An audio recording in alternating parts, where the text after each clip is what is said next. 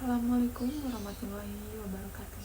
Perkenalkan, nama saya Aska Dwi Sunarti dengan NIM 2230711019. Di sini saya akan mempresentasikan perbandingan kebijakan pendidikan yang ada di negara Indonesia dan di negara Finlandia.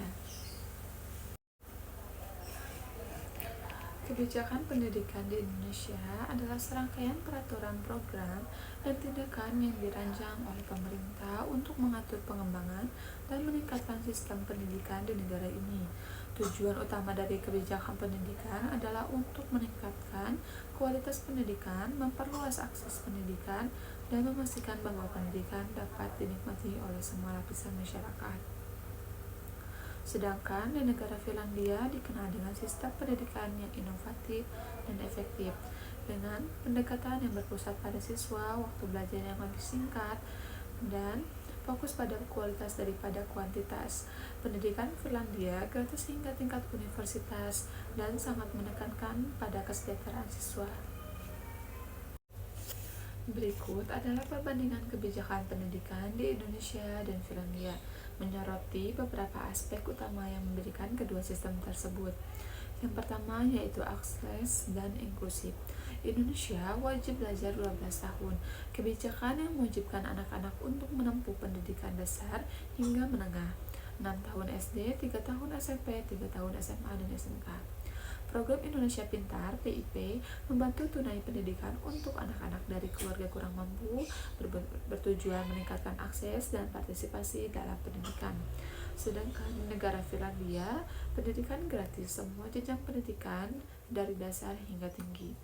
Gratis, termasuk bahan pelajaran dan makan siang di sekolah.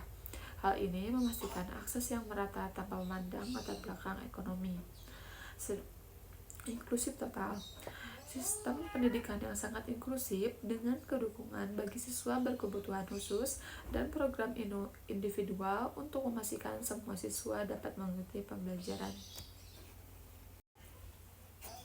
Yang kedua yaitu kurikulum dan metode pembelajaran. Indonesia Kurikulum 2013 menekankan kompetensi siswa dalam aspek pengetahuan, keterampilan, dan sikap. Kurikulum Merdeka memberikan fleksibilitas kepada sekolah dan guru untuk menyesuaikan proses belajar mengajar dengan kebutuhan dan potensi siswa. Sedangkan di negara Finlandia, kurikulum berbasis keterampilan dan kompetensi, fokus pada pengembangan keterampilan praktis, kompetensi dasar, dan kemampuan sosial. Kurikulum ini fleksibel, memberikan kebebasan kepada guru untuk berinovasi dalam pengajaran. Pendekatan interdisiplin. Pembelajaran melalui proyek-proyek kolaboratif dan yang mengintegrasikan berbagai disiplin ilmu, membantu siswa memahami aplikasi pengetahuan dalam konteks nyata. Yang ketiga, penilaian dan evaluasi Indonesia. Ujian nasional, penilaian standar yang diterapkan pada beberapa jenjang pendidikan untuk mengukur capaian akademik siswa. Penilaian normatif, implementasi pendidikan, implementasi penilaian yang berkelanjutan untuk memantau perkembangan siswa namun masih dalam tahap pengembangan. Sedangkan di negara Finlandia, penilaian normatif dan konstruktif lebih menekankan penilaian normatif dengan umpan balik berkelanjutan daripada ujian standar. Ujian nasional hanya dilakukan pada akhir pendidikan dasar di usia 16 tahun. Evaluasi berbasis kinerja. Guru melakukan evaluasi berkelanjutan dan mendalam terhadap kinerja siswa. Yang keempat, pengembangan dan kualitas guru. Di Indonesia, pelatihan dan sertifikat, program pelatihan dan sertifikat untuk meningkatkan kualitas dan profesionalisme guru. Pengembangan karir, inisiatif untuk memberikan jalur pengembangan karir yang jelas bagi guru. Sedangkan di negara Finlandia, kualitas tinggi, guru harus memiliki gelar master dan melakukan pelatihan intensif standar kualifikasi yang tinggi memastikan kompetensi dan profesionalisme guru. Otonomi guru, guru diberikan kebebasan besar dalam memiliki metode pengajaran dan materi pembelajaran, menyesuaikan dengan kebutuhan siswa. Yang kelima yaitu infrastruktur dan teknologi pendidikan. Di Indonesia, peningkatan fasilitas proyek untuk membangun dan merehabilitasi sekolah-sekolah terutama di daerah terpencil. Digitalisasi pendidikan, peningkatan yang menggunakan teknologi informasi dan komunikasi dalam proses belajar mengajar. Sedangkan di negara Finlandia, infrastruktur yang modern, sekolah dilengkapi dengan fasilitas yang baik termasuk teknologi modern yang mendukung pembelajaran aktif dan kolaboratif. Integrasi teknologi. Teknologi digunakan secara integral dalam proses pendidikan dengan menekankan pada literasi digital sejak dini. Yang keenam yaitu pendekatan terhadap pembelajaran dan kesejahteraan siswa. Di Indonesia, kesejahteraan siswa, program kesehatan sekolah, konseling, dan bantuan sosial untuk mendukung kesejahteraan siswa.